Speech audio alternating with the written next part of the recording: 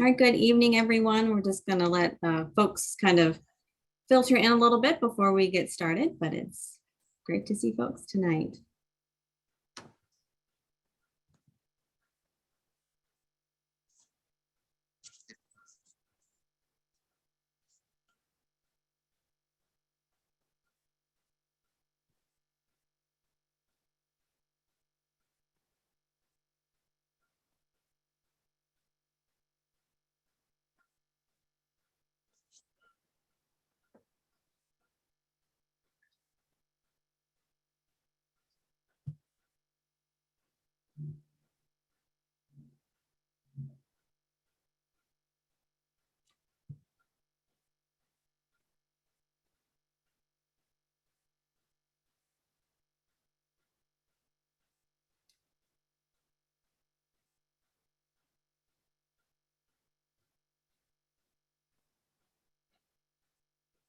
Okay, we'll go ahead and get started.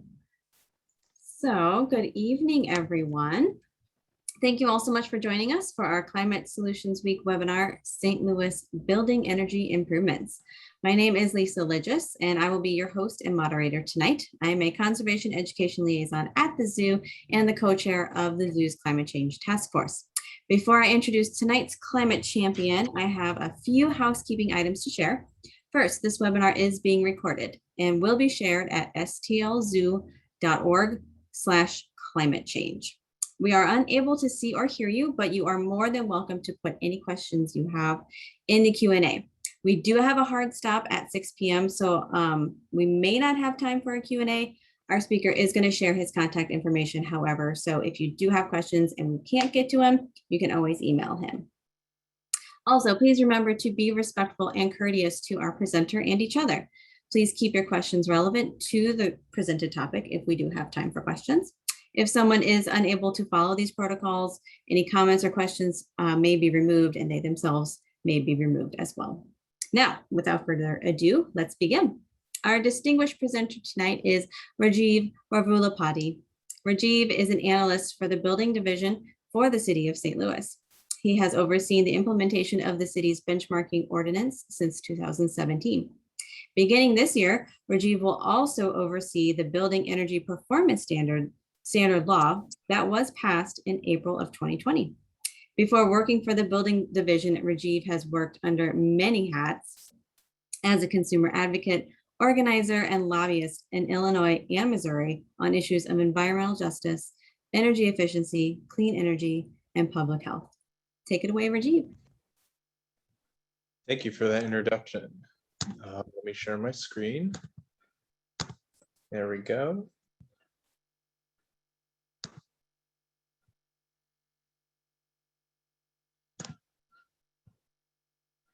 All right, can you guys see that? Can you see that, Lisa? Yes, looks good. Okay, perfectly. And apologies for not taking any questions after this. I just have another schedule conflict to attend to after this. So I will leave my contact information with Lisa. So if folks do have questions, they can email me. So as Lisa said, my name is Rajiv Ravulapati. I am a civil servant with the City of St. Louis, working in our building division. And I've been asked to talk to you guys today a little bit about the city's leadership when it's come to energy efficiency, specifically in our buildings, and to talk about two ordinances the city has, one called benchmarking and another one called our Building Energy Performance Standards Ordinance, also known as BEPS. And if you're wondering why you see the USGBC logo here, the local chapter of the Missouri Gateway chapter, is because we work in close conjunction with them on both of these ordinances. So to take a step back, I work in the building division, like I stated, and we as Americans spend nearly 90% of our time indoors in buildings, which is for me, that kind of statistic is rather alarming. I'm someone who likes to be outside as much as possible, but the reality is we do spend a lot of times in buildings. So that said, we should be very conscious about how much buildings have a big impact in our lives. According to the EPA, about nearly 40% of carbon dioxide emissions come from buildings. Here in the city of St. Louis, if you look at the city's greenhouse gas inventory, it's even more stark. Approximately 80% of greenhouse gas emissions come from buildings, from commercial buildings, industrial buildings, and residential buildings. And they account for a large amount of electric consumption, both here locally as well as on a nationwide basis. So this really hammers home the point about how impactful buildings do have on not just our energy consumption, but on some of those outlying effects such as public health. So this is a quick overview about talking about the Building Energy Performance Standards Ordinance that I'll go over with you guys today, talking about what it is, why the city wanted to pass it, some of the policy elements and a timeline for implementation, what these standards actually are themselves, talking about a new city board the city's created to help implement this, and just some steps that the city's created to start working with building owners so they can get ready for BEPS. So simply put, BEPS, or the Building Energy Performance Standards, it is a energy performance standard that creates a legal requirement for building owners to ensure their buildings meet a minimum level of energy performance. St. Louis is one of 4 jurisdictions around the whole country that has a building performance policy, and we're the first city in the Midwest to have this sort of policy. And I mentioned earlier a statistic about how nearly 80% of our greenhouse gas emissions come from buildings. This ordinance is a direct response to that fact.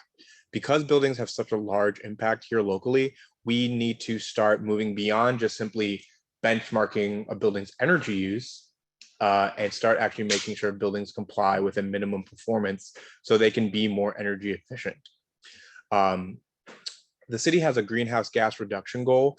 This, unfortunately, is just a non-binding resolution. There isn't really any teeth associated with this, hence why another reason we passed BEPS, so we can try and work towards this greenhouse gas reduction goal, which is 100% by 2050 from 2005 levels. So this policy is just one of many policy initiatives as a larger part of the city's strategy for decarbonization. So building efficiency is part of that, procuring electric vehicles, getting renewable energy from municipally owned buildings, better public transit, and reducing our reliance from fossil fuels to clean energy solutions. So this is a map right here where you can see across the country, cities that have some sort of benchmarking policy or BEPS policy. And for those of you who are unfamiliar with benchmarking, the city's had a benchmarking ordinance since 2017, where building owners 50,000 square feet and above have to track on an annual basis their water and energy usage and submit that to the city. So we get an understanding of how buildings of that size are currently performing.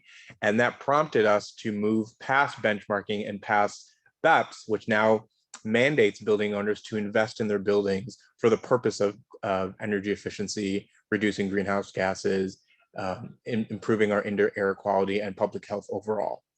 Now, as you can see, many cities across the country have benchmarking, but there's, like I said, only 4 jurisdictions around the country that have a building performance policy. That's Washington State, St. Louis, New York City, and Washington, D.C. And if you're wondering why, Rajiv, you just said 4, but there's a 5th star, Montgomery County, which is the county outside of Baltimore, Maryland, is very close to passing their own building performance standard policy. So I wanted to include that there right now. It's in their city council, but it's very close to getting passed. So how did we go about actually passing this ordinance? Like I mentioned, this builds upon the city's existing benchmarking ordinance, but we spent a very lengthy stakeholder engagement process. This timeline here shows July 2019, but we started well in advance of July 2019. We spent almost 2 years developing the policy, all the way from meeting with stakeholders to it finally being signed into law by the mayor. So the way we did that is by holding stakeholder working groups on a bi-monthly basis. And we met with a variety of stakeholders who would be impacted by this ordinance. So that's real estate groups, that's building owners themselves, that's affordable housing, architects, engineers, energy design companies, energy consultants, so we can get as much public input to help shape the policy. So we worked with a lot of prominent property management groups like Jones Lang LaSalle, Cushman and Wakefield. We worked with a lot of trade organizations that represent building owners or contractors or vendors, such as BOMA St. Louis. BOMA stands for Building Operators and Managers Association. We worked with the Housing Authority, so we can try and build some equity into the policy in regards to qualified affordable housing buildings. And so we took all this information as we were drafting the policy, and then we did a 2-week comment period back in January of 2020, once we actually had the ordinance written down. And then from there, we collected additional feedback, made changes, and in the spring of 2020, right before that pandemic shut everything down, it was approved by the Board of Aldermen unanimously. Many of you may be familiar with this organization, but if not, that's okay. There's an organization called American Council on Energy Efficient Economy, ACEEE. Every year they put out city scorecards that recognize the most efficient cities across the country in terms of policy, local government, community-minded initiatives, utilities, and transportation policies. In 2019, St. Louis was ranked 36 out of 100. And last year, we moved up 8 spots. In fact, St. Louis, along with St. Paul, Minnesota, was recognized as the 2 most improved cities. And there were a couple reasons for that. One, definitely was the passage of a building energy performance standard ordinance. That was one of the big indicators on why we were able to move up. But also in recent years, the city has passed a lot of progressive building policies. We have a solar readiness ordinance now. We have a EV readiness ordinance now. And there is a tariff that's been signed by the city to work with Ameren on securing a certain percentage of wind and solar energy for municipally run buildings. So St. Louis should be proud of the movement in these rankings. So now I'm going to transition to talking about some of the policy elements. So what is the standard itself? Some of this stuff may be very complex and wonky, but we've been trying to better translate that for the general public. So there's a metric that folks like me who work in this industry use called EUI, that's energy use intensity, which basically is how much energy you're spending per square foot of a building. There is site energy and source energy. Site energy use intensity means the amount of energy that's being used on site at the building level. Source EUI takes into account the transmission, distribution, and line losses that get directed to a building from power plants and substations. Our standards are calculated using local benchmarking data. So that benchmarking data is the foundational piece to this BEPS ordinance. And our standards were finalized back in May of this year. And this law requires buildings 50,000 square feet and above to comply. And that's all commercial, institutional, multifamily, and city-owned buildings as well. So how will this information be measured and tracked? With benchmarking, building owners use Portfolio Manager to document compliance. And similar to BEPS, they'll continue to use this tool in order to report their energy metrics and water metrics. And the way we collect that, again, is through Portfolio Manager, and we do a certain level of data verification to make sure you're compliant, because you can submit your data, but if we notice that there are data quality issues, such as there's no electric use, there's missing property use data, there's occupancy percentages are off, or we see that your EUI, that site EUI, is abnormal, then we will do follow-up, because we don't treat you compliant unless your data is submitted and submitted accurately. Now, this is an infographic that shows our BEPS targets by property type. And you'll see that this blue line right here, that indicates the respective target to its respective property type group. And with EUI, the lower the number, the more efficient your building. The higher the number, the more inefficient your building is. So as you can see, if you're left of this line, there's a good number of buildings that will be compliant right away. There's a large number of buildings within certain property types like schools, multifamily, non-restricted warehouses, offices that are very close to the target. And there are some that are just very, very far away, which will make compliance a bit difficult for them in the short term.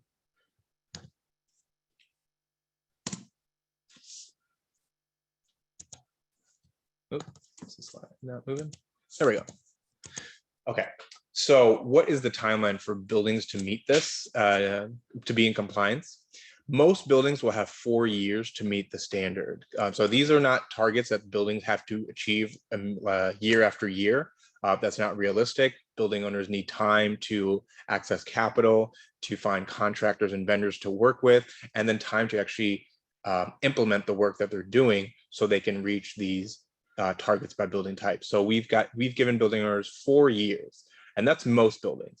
Now, qualified affordable housing and houses of worship have 6 years to meet their standard. And the reason we did it that way is because typically here in St. Louis, these two property types have a very tough time when it comes to being energy efficient for a plethora of reasons. They don't have the dedicated professional staff that can handle this kind of workload. They don't have the access to capital necessarily. They're really running on skeleton crews. Affordable housing runs on unique refinancing structures. So we are trying to work as best as we can with these property types in order to help be compliant. Now, what does compliance actually look like? We've got 4 compliance pathways for building owners. The first one is what we call the performance pathway, where if your building is already at or below the standard for your property type or your building type within that 4 or 6 year compliance cycle, then all you've got to do is maintain your performance or continue to be more efficient, and you'll be in compliance. One way we're trying to reward what we call early adopters. So this pathway is meant to incentivize building owners to do deep energy retrofits now so that they can see the return on that investment long term, as well as be in compliance for multiple cycles. So if your building is already at or below that 35th percentile, that target, and you reduce your consumption by an additional 20%, you'd be in compliance for cycles 1 and 2.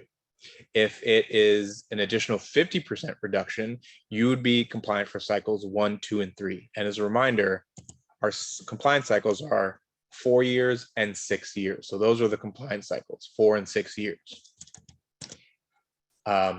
Now, for building owners that are not able to use these 2 compliance pathways, so we'll treat compliance differently, where if you can't meet the target, if you can't meet your performance target, then you're going to use alternative compliance pathways. So this is an umbrella term we use, and there are 2 options within this umbrella.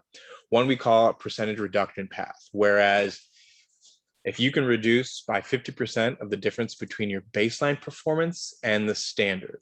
So for example, let's say education, the target is 80.1. I'm just going to round it down to 80. So if for an example of that for the percentage reduction would be, if let's say you're at 160, your EUI, and the target is 80, if you can get that reduced by 50%, we will treat you as compliant for that cycle for this pathway. If that still is not a pathway that you deem as the right one for you, then we've got what we call a custom pathway, where you get an energy audit done, a level 2 ASHRAE level 2 energy audit done, and you implement some of those recommended measures from that audit between the city and you as the building owner. And there's going to be a certain level of criteria that has to be submitted, a technical report, which we will review for approval or denial. And there may be a processing fee if building owners are relegated to this custom path. And the way that they'll have these plans reviewed are by our Building Energy Improvement Board. This is a new city board created out of that ordinance. It's got 9 members appointed by the mayor. And some of its duties and functions are, like, for one, reviewing those alternative compliance plans for approval or denial, establishing and approving the standards by property type each compliance cycle, and working with the building division on any recommended amendments, complementary programs, providing technical expertise. These board members are made up of people from affordable housing background, banking, building owners themselves, data scientists, working in the fields of labor, specifically when it comes to electrical work. So very diverse, as well as highly skilled and knowledgeable board to help work with the city and building owners on complying with BEPS. So what can building owners start doing now to get ready for BEPS? That first step is benchmarking. If you haven't benchmarked before, you need to start benchmarking your data now and double check that data in submitting it in Portfolio Manager. You need to start working on creating an internal team to start your planning and implementation strategies. You need to start engaging with your tenants. If you've got a mixed use property or you've got other tenants that occupy your space in your building, getting an audit done so you can understand your building a bit better, its resiliency, understanding your equipment and energy use. And this also may involve, investing in some new staff for your building. This slide right here, I wanted to show, these are building energy scorecards.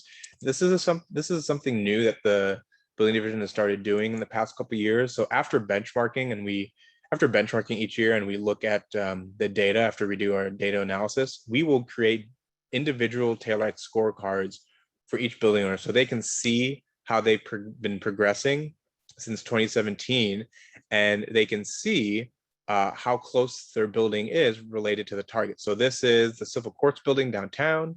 It is a courthouse building. The BEPS target for this building type is 112.3. And back in 2019, they're above that target, but they're not too far off. So this building is close to meeting the target. So these scorecards are able to give the building owner some useful energy statistics, as well as prime them up for BEPS and give them an idea of how close they are to reaching their target. Additionally, in addition to those educational resource or educational documents and resources we give, there's always educational opportunities to help building owners get ready for BEPS. So this is where the USGBC comes into play. We work with them on all our outreach and education programming. So we've got a couple events coming up, and I'll make sure to send my slide deck as well as links to these sessions to Lisa afterwards. We've got an event called what we call is a benchmarking energy efficiency carousel, getting to BEPS. So these are presentations where I will give the most recent updates on BEPS like I have today, as well as a couple different case studies on building owners who are currently doing some modeling work or getting ready to start working on compliance for BEPS. We've got benchmarking basics and help sessions. These are events that we run every year when we send out notifications for building owners to comply with benchmarking. So these are essentially a benchmarking 101, how to use Portfolio Manager, how to obtain your utility data, how to enter that information in Portfolio Manager, and how to submit that data so you know what compliance looks like. Speaking of utilities, Ameren has a new tool called BEEP. That stands for Building Energy Efficiency Portal. This is a portal where you can get whole building aggregate electric data and have that uploaded to your Portfolio Manager account. So this is a tool that connects to Portfolio Manager to help you benchmark your building more seamlessly and more easy. We'll have a demo on this led by Ameren on November 4th. And then I talked earlier about how building owners also need to think about to invest in their staff in order to help, maintain the operations of a building and also help it become more efficient and comply with BEPS. The USGBC runs a certification program. It's called GPRO. I believe it stands for Green Professionals, Green Building Professionals. And this module is focused on the operations and maintenance essentials. So it's really geared towards property managers and building staff so they can build green and sustainable practices and how they operate and maintain a building. It's a 3-day course. And the third day, the final day, is the examination. This is something that I've gone through. This is something that the USGB has continued to push to the local building community, and it's a program that's a really good precursor to getting building owners or property managers up to speed on what it actually takes to operate and maintain a building, as well as incorporating sustainable practices. So in terms of current progress and next steps, one of the exciting pieces of news I'd like to share is that the USGBC will be creating a new entity called the Building Energy Exchange. And one of its initial functions is to help support building owners that have to comply with BEPS. So I like to think of this in a specific way. This is a new resource hub that is meant to support and help building owners complying with benchmarking and BEPS, whereas the building division, we focus on the compliance and enforcement of these ordinances. So this is meant to be a resource hub outside of city government. Here at the building division, we're continuing on cleaning up some rulemaking on the compliance pathways and other elements of the ordinance. And later this year, we will be developing and releasing a BEPS compliance guide, implementation guide, and some additional compliance documents for building owners so they can be able to comply with both ordinances and follow up with us if on any questions. But we will be releasing a suite of resources that will be shared between us and the Building Energy Exchange to help answer building owners' questions and complying. So that is the end of my presentation, Lisa. I'll leave this slide up. This includes my contact information as well as Emily Andrews. She's the executive director for the local chapter of the U.S. Green Building Council. Great. Thank you so much, Rajiv, for that fabulous overview of your work and of the BEPS implementation. It's really exciting to see the progress our city has made and continues to make in our goals towards becoming more energy efficient. As Rajiv mentioned, he can answer questions via email. So please jot down his email address while it is up. And I'll include it in the chat as well. Oh, thank you so much.